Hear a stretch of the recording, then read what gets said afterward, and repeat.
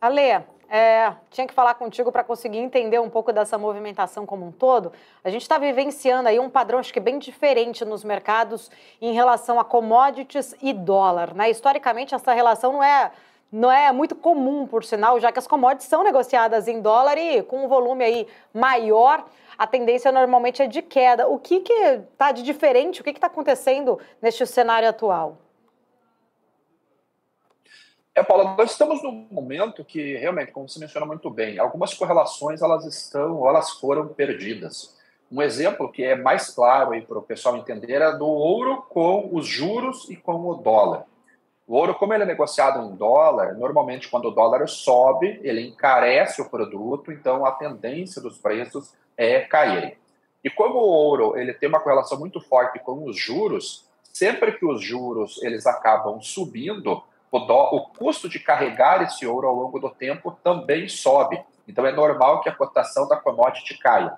Nesse momento, nós estamos vendo uma inflação resiliente, uma inflação ainda persistente lá nos Estados Unidos. As conversas sobre, ou as expectativas sobre a redução de juros norte-americanos já foi transferida para o terceiro trimestre e não sabemos se não vai ser transferida para o ano que vem ainda, né, num cenário de higher for longer, aí, de juros mais altos por mais tempo, e mesmo nesse cenário, com o DX acima de 106 pontos, o ouro continua subindo. Os bancos centrais eles têm comprado bastante ouro, a China já está há 17 meses fazendo acúmulo de reservas de ouro, a própria população tem comprado um pouco de ouro, então mostra que o mundo está num cenário de muito risco, o mercado está tentando reduzir o risco e o ouro ele acaba sendo um bom termômetro. Commodities agrícolas de base, elas já estão trabalhando mais em sintonia com o ouro. Então nós vimos, com o dólar, desculpe, nós vimos o dólar subindo, as commodities agrícolas de base caindo, milho, soja e trigo.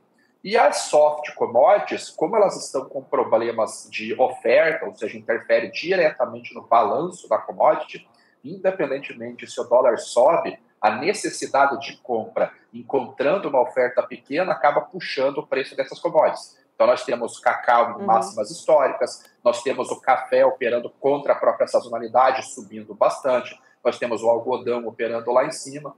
Então, é um mercado onde nós vemos desequilíbrios entre oferta e demanda, riscos muito grandes no mercado e ele acaba descorrelacionando o movimento dos preços. Olha, e você acredita que esse atual aí aumento, inclusive dos preços das commodities, ele é sustentável ali no médio prazo?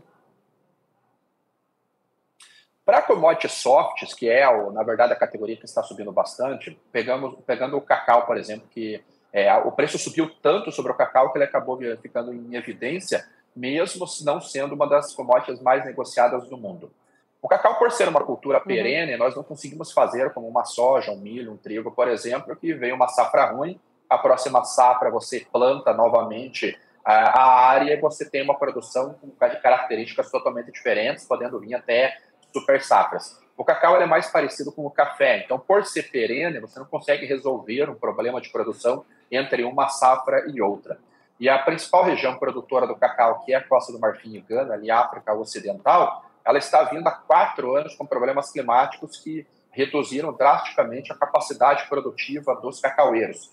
Então, para nós termos uma redução de preços, ela teria que vir simplesmente para uma destruição da demanda. A demanda deixar de comprar e ali nós veríamos o balanço se equilibrando e os preços caindo.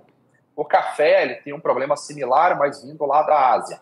O Vietnã, que é o segundo maior produtor de café do mundo, teve problemas na sua produção, reduziu muito a oferta, ainda teve um complicador, que foram os ataques dos Houthis ali no Golfo de Aden, no Mar Vermelho, que fez com que os armadores de contêineres desviassem a rota, aumentando o custo de frete. Então, para o europeu, para o norte-americano que comprava o café vietnamita, o custo ficou tão elevado que eles vieram comprar o café arábica, uma qualidade superior aqui no Brasil. Então, isso acaba puxando os dois tipos de café. O Brasil ele está nas portas da sua colheita, em mais um mês nós começamos a colher o café. Talvez essa colheita traga uma pressão para os preços caírem, mas dificilmente eles vão voltar a derreter.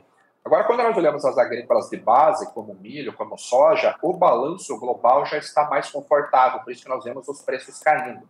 Então, a soja está trabalhando próximo de 11 dólares e 60, 11 dólares e 70 ao bushel, e ele que chegou a ser cotado lá no início de 2022 a 17 dólares o bushel. Nós estamos falando de uma queda aí de quase R$ 70 por saca, R$ 80 por saca aqui no Brasil. Milho também está com um balanço muitíssimo confortável, trigo está com um balanço confortável, essas caem. Então, nós vamos para o petróleo tem um estoque de petróleo confortável, mas dos derivados não. Então, a gasolina nos Estados Unidos, a gente está com os menores estoques ali em mais de 20 anos. Justamente no início da sazonalidade de alta, que é quando o mercado vai consumir essa gasolina durante as férias de verão.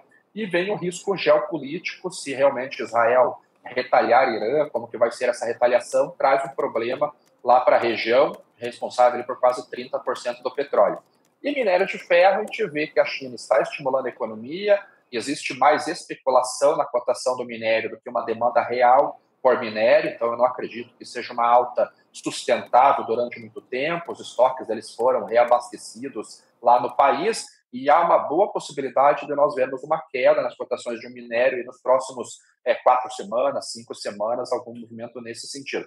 Então, vai depender de qual commodity que nós vamos olhar para nós termos uma direção melhor de fundamentos, né? Colocar tudo num basket só, tudo no mesmo cesto de commodities, a gente vai acabar perdendo um pouquinho algum fundamento. Quando você fala ali do petróleo, né, só para entender também aqui, fechar nossa conversa, qual que é o papel ali da comunidade internacional, especialmente grandes consumidores ali de petróleo, principalmente ali falando em Estados Unidos e China, por exemplo, em tentar ali ou estabilizar estes mercados ali de commodities diante destes conflitos geopolíticos? Esse nós podemos até colocar que, talvez seja o termo errado, mas a sorte, vamos colocar assim, do ataque iraniano ter acontecido no sábado à tarde, porque os governos conseguiram se movimentar no sábado à noite, domingo, o dia todo, para amenizar a situação. Então, o próprio Joe Biden ligou para o Netanyahu, o Macron também se posicionou, a Europa pressionou a Israel para que não retaliasse nesse momento. A China, muito provavelmente, fez a mesma coisa com o Irã, a Rússia fez a mesma coisa com o Irã, porque o mundo não teria hoje capacidade econômica suficiente para aguentar um petróleo a 110, 120, ou quem sabe até no momento mais agudo, aqueles $140 que aconteceu lá em julho de 2022. Porque se esse ataque tivesse ocorrido no domingo à noite, ou na segunda-feira, ou em algum outro dia útil, certamente nós veríamos o petróleo subindo bastante, tocando, ou mesmo passando de $100. Então, a comunidade internacional ela está trabalhando para amenizar esse conflito, para que ele não ganhe escala, não se torne realmente uma guerra, porque a guerra ela traz muita incerteza. Não sabemos se os Estados Unidos iriam se envolver, se a China iria se envolver, se viraria uma nova guerra fria com o tempo, já que Irã é aliado da China, Israel é aliado dos Estados Unidos, como que a Rússia iria se portar, que é um gigante na exportação de petróleo, é um gigante na exportação de gás natural também. E a região ali do Golfo Pérsico, ela responde entre 25% e 30% de todo o petróleo comercializado no mundo. E o Estreito de Hormuz, que é a saída para o Mar Arábico ali do Golfo Pérsico, de um lado nós temos o Irã e do outro lado nós temos Omã. Omã não tem grande força, mas a Arábia Saudita, Emirados Árabes Unidos são unidos ali, os 7 reinos, eles acabam tendo uma certa união. E a Arábia Saudita e o Irã só conseguiram um acordo, um entendimento comercial em dezembro do ano passado.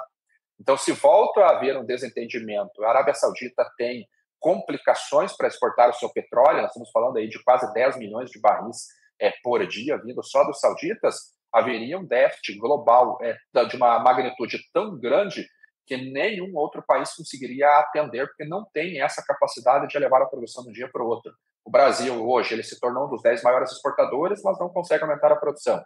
Os Estados Unidos estão utilizando quase 90% da sua capacidade de produção, não conseguiria aumentar. A Europa já tem os seus problemas, a Rússia seus problemas, China é importador de petróleo. E ela fez até um movimento curioso, viu, Paulo? Porque normalmente ela libera cotas de importação para suas refinarias ao longo do ano. Este ano ela liberou tudo em janeiro e fevereiro.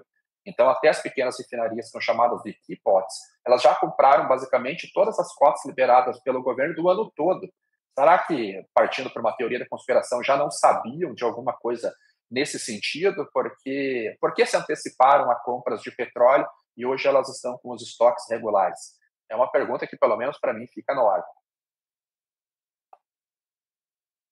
Bom, né, Ale, faz a gente refletir aí bastante. Quero agradecer. Muito obrigada, é sempre bom falar contigo. Obrigada por nos atender.